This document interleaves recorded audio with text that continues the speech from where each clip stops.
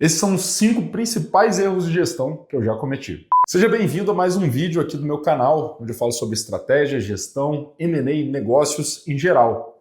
E o tema hoje são erros de gestão. Eu quero trazer aqueles que eu considero alguns dos principais que eu mesmo cometi nesses 8 ou 9 anos, desde que eu comecei a empreender, desde que de alguma forma eu assumi posição de gestão. Bom, primeiro deles, tá? É sem dúvida nenhuma não ter um olhar para fluxo de caixa. É isso mesmo que vocês estão ouvindo. Durante boa parte ali das nossas empresas, a gente olhava muito para DRE, demonstrativo de resultado do exercício, que é um relatório por competência, para olhar lucro, prejuízo, etc., mas que não é um relatório que dá uma posição, que dá ali uma visibilidade do fluxo de caixa da empresa, que a gente tem que olhar lá no demonstrativo de fluxo de caixa, o DFC.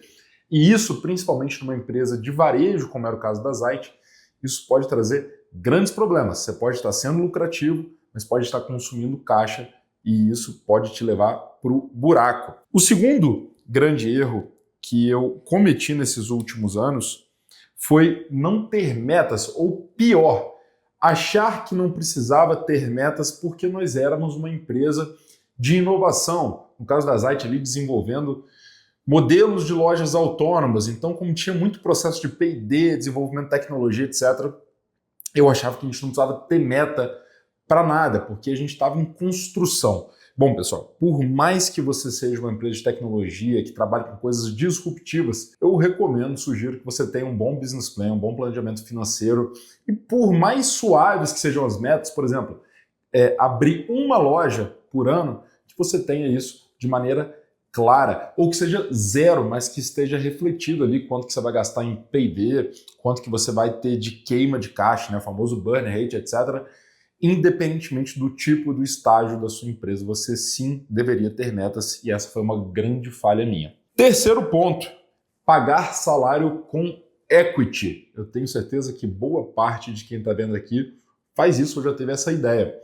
Quando a gente está numa startup, a gente tem pouco dinheiro, pouca geração de caixa e muito do que a gente acha que é uma moeda de troca é o equity. Então você, ao invés de pagar lá 10 mil reais para uma pessoa, você paga 5 mil em dinheiro e dá mais 5 mil reais em equity todo mês. Na verdade, você está transformando essa pessoa em sócio e você está pagando o equity. Ele até pode ser uma moeda, mas é uma moeda de alinhamento de incentivo de longo prazo. O salário mensal, sempre que você puder, pessoal, não abra mão disso, porque ele é uma compensação de curto prazo fundamental, até para os seus colaboradores terem ali uma paz de espírito para poder trabalhar, tá? E um outro problema é você achar que pessoas com participação na sua empresa elas vão ter mais incentivo ou mais motivação para ficar no longo prazo.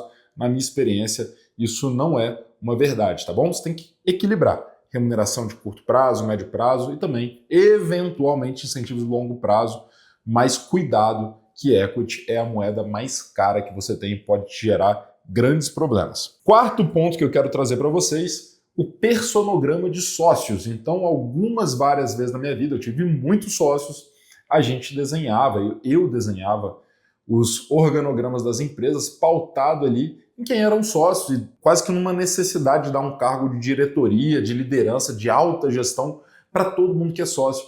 E por mais que isso tenha funcionado, se a gente botar aqui no bolo para mim, isso funcionou ao longo do tempo, isso não deveria ser uma coisa corriqueira na sua empresa. Sempre dou essa recomendação, faça o seu organograma, o seu desenho de estrutura organizacional, dissociado de quem são os sócios ou as pessoas que você tem na empresa. Primeiro você tem que saber o que você precisa em termos de gente para depois, eventualmente, alocar essas pessoas ali dentro, ok? Quinto e último erro que eu cometi várias e várias vezes na minha vida foi sempre que contratava ali um talento, ou quase sempre, contratava um talento, uma pessoa, um jovem, etc., boa parte das vezes, muito fora da curva, soltava essa pessoa. Ao invés de pegar e falar, cara, essa pessoa tem um grande potencial e gastar mais energia com ela, dar mais treinamento, mais formação, você vai lá e você solta. Você fala, cara, essa pessoa é muito safa, ela é muito esperta, ela é muito inteligente, então eu posso soltar. O que acontece?